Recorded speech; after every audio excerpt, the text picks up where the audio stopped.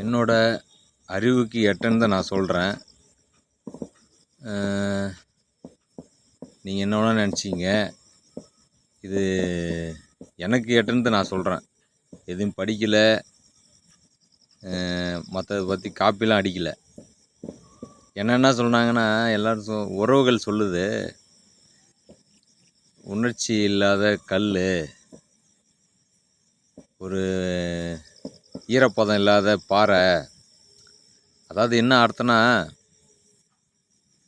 ஒரு கல்லுன்னு சொல்கிறாங்க. சரி பரவாயில்ல, நம்மளை அப்படியாவது சொன்னாங்களேன்னு நினச்சிக்கிட்டு நான் வந்து பெருமைப்பட்டுக்கினேன். என்னென்னா வச்சுங்களேன், நான் கல் தான். எப்படி? நான் கல் தான், இல்லைன்னு சொல்லலை. இந்த கல் வந்து கிடைக்கிறவங்க கையில் கிடைச்சா அது வந்து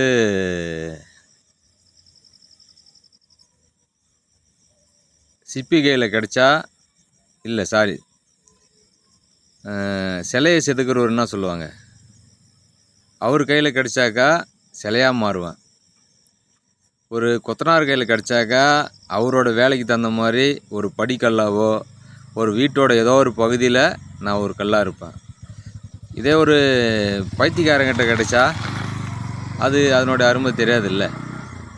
அதை தூக்கி போடலாம், இல்லை அந்த கல்லை தூக்கி யார் மேலே எரியலாம், அது என்ன வேணால் நடக்கலாம். நம்ம வந்து கல்லாக தான் இருக்கிறோம்.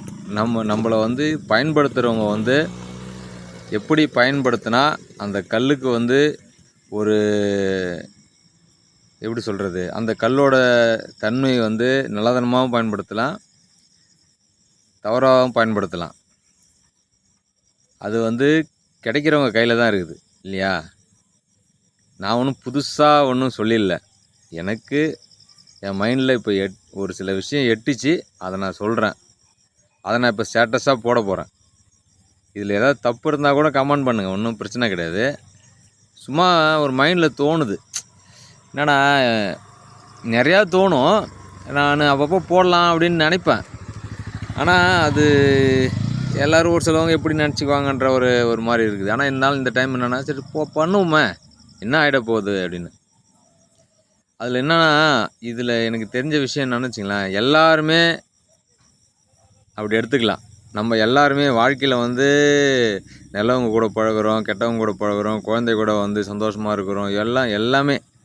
அப்போ எல்லாரையுமே நம்ம வந்து தப்பாக நினைக்கக்கூடாது.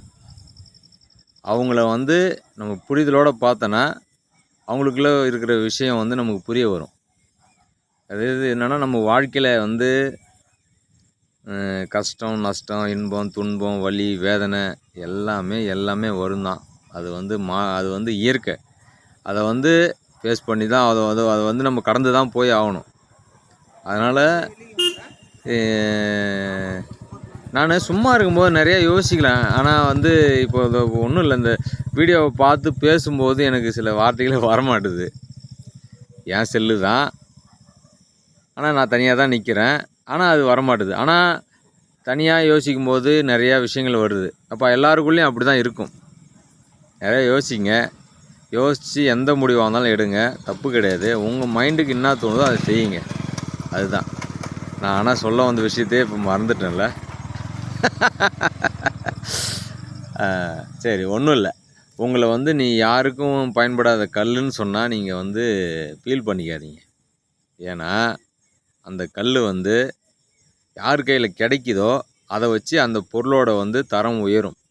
சரிங்களா. சிற்பி கையில் கிடச்சா அதை செதுக்கி சிலையாக்கிடுவார். கொத்தனார் கையில் கிடச்சா அந்த கல்லை எடுத்து படிக்கட்டாக்கிடுவார். வேறு யாருக்கிட்டே கிடச்சா தூக்கி யாரை கொண்டா எரியலாம். அதுதான் நம்ம வாழ்க்கை. நம்ம வாழ்க்கையை வந்து யார் கையில் வேணால் நம்ம வந்து, ஆனால் நம்ம கையில் தான் இருக்குது. நம்ம வாழ்க்கை நம்ம கையில் தான் இருக்குது. அப்போ நம்ம வந்து நம்மளோட வாழ்க்கையை வந்து அப்படி ஒரு கல்லாக பார்த்து நம்மளை ஒரு சிற்பியாக நினச்சிக்கின்னு நீங்கள் செதுக்க ஆரம்பிச்சிங்கன்னா அதே செதுக்கின கல் கருவாரில் இருக்கும். இல்லைனாக்கா படிக்கல்லாக கூட இருக்கும். அப்படியும் இல்லைனாக்கா பைத்தியக்காரன் கையில் கிடச்சிதுன்னா யோசிச்சு பாருங்கள். அதனால் வந்து நம்ம கல்லாக இருந்தாலும் நல்லா இருக்கிறோம் அப்படின்னு நினச்சிங்க.